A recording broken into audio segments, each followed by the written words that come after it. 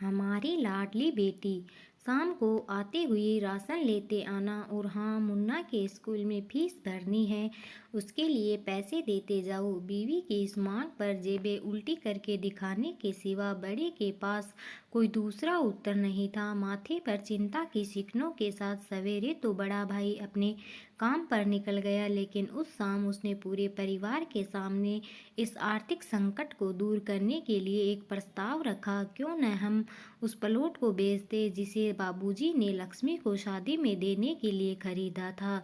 बेटी को दी हुई चीज वापस नहीं मांगते, पाप लगता है। लक्ष्मी का जन्म होते ही घर खुशियों से भर गया था, तभी तुम्हारे बाप ने यह तय कर लिया था कि यह प्लॉट लक्ष्मी का है, जो उसे उसकी शादी में दे दिया जाएगा। माँ ने अपना विरोध जताते हुए कहा, कौन सी बेटी? वो बेटी जो प्रेम विवाह कर घर की इज्जत को खाक में मिला गई और पिताजी की अंतिम यात्रा में भी न शामिल हुई। बड़े ने टोंट मारते हुए कहा, मेरा मुंह मत खुलवा। यहाँ कौन नहीं जानता कि लक्ष्मी को उस दिन गली के नाके से ही लौटा दिया गया था और उससे अपने पिता से आखिरी बार मिलने का हक भी छीन लिया गया था। माँ ने बेटी का पक्ष लेते हुए कहा। माँ के इस वार से दोनों बेटे चुप हो गए। ना बड़ा बेटा कुछ बोल पाया, ना छोटे के मुंह से कोई शब्द फूटा। थोड़ी देर की शांति के बाद छोटा भाई बोला, प्लॉट बेच तो देंगे, पर क्या लक्ष्मी कागजात पर दस्तखत करेगी? मुझे नहीं लगता वो हमारा भला सोच भी सकती है। आखिर है तो औरत जात, पुरुषों की परिस्थिति कैसे समझ पाएगी? काफी वाद विवाद और सोच विचार के बाद सब इस बात पर सहमत हुए और पड़ोस के मोहल्ले की लक्ष्मी की दोस्त को बोलकर लक्ष्मी को घर आने का न्योता दे दिया गया।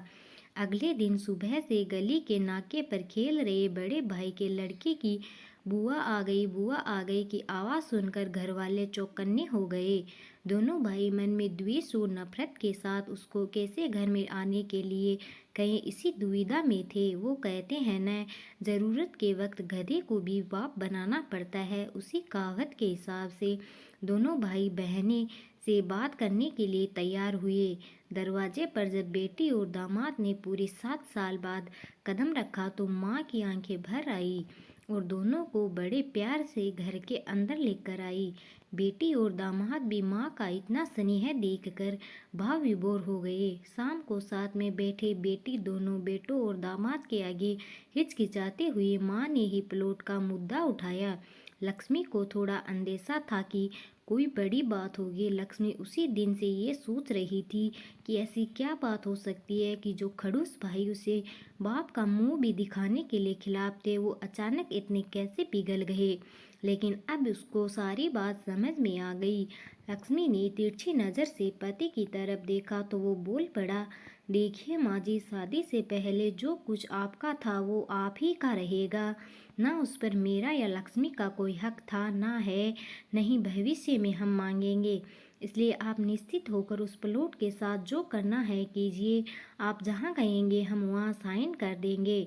सुबह से अपने जीजा से नजरें चुरा रहे दोनों भाइयों ने अब अपने जीजा को अच्छे से देखा। सुबह प्लॉट के कागजात पर बहन के दस्तखत लेकर काम खत्म किया जाए ये तय हुआ। सब इस मीटिंग को ख़त्म कर उठ ही रहे थे कि टीवी पर अनाउंसमेंट हुआ कि आने वाले 21 दिनों तक देश में लॉकडाउन लगाया जा रहा है। लक्ष्मी के पति ने फ़ोन पर बात करने के बाद कहा, अब हम क्या करेंगे लक्ष्मी, कल की बस भी रद्द हो गई है और 21 दिनों तक कोई बस नहीं है, हम तो फंस गए। इस खबर से दोनों भाई बहुत निराश हो गए, क्योंकि एक तो उनकी आमदनी कम थी और दो लोगों का और खाने का पीने का बोझा बढ़ गया था। लेकिन माँ अंदर ही अंदर खुश थी, क्योंकि इतने वर्षों बाद घर वापस लौटी बेटी इसी बहाने कुछ दिन आराम से उसके साथ रह पाएगी।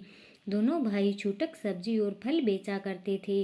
कुछ दिनों में ही लॉकडाउन के चलते और कोरोना वायरस के चलते लोगों ने उनसे सब्जियां और फल खरीदना बंद कर दिए। पहले से खराब उनकी आर्थिक स्थिति और ज़्यादा खराब होने लगी और वह मन ही मन लक्ष्मी के कदमों को अशुभ मानने लगे। बहन और जीजाजी से उनकी यह हालत छुपी नहीं थी।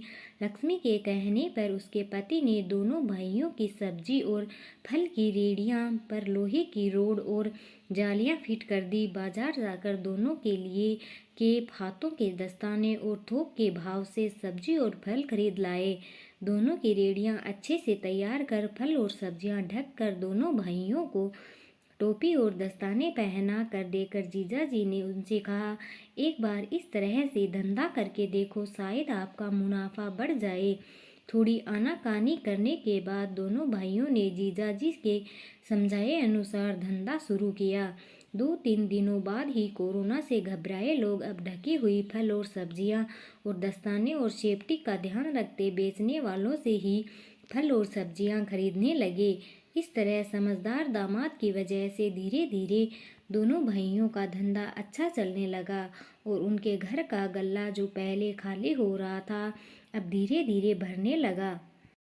माँ जैसे अपने मरे हुए पति से मन ही मन संवाद साधने लगी। देखो जी, आपकी लक्ष्मी सच में लक्ष्मी है। उसके पांव घर में पड़ते ही घर खुशियों से भर रहा है। दोनों भाइयों की आंखों में पहले जो गुस्सा था उसकी जगह अब शर्म ने ले ली थी। वह मन ही मन सोचते थे, क्या गलत किया था बहन ने जो हमने उसके साथ इतना बुरा सलूक किया। शादी ही तो की थी और शादी करने से पहले हमें बताया भी तो था। हम ही थे जो उसे स्वीकार नहीं कर पाए। दोनों भाइयों के मन में द्वेष और नफरत धीरे धीरे क्वारंटीन हो गए।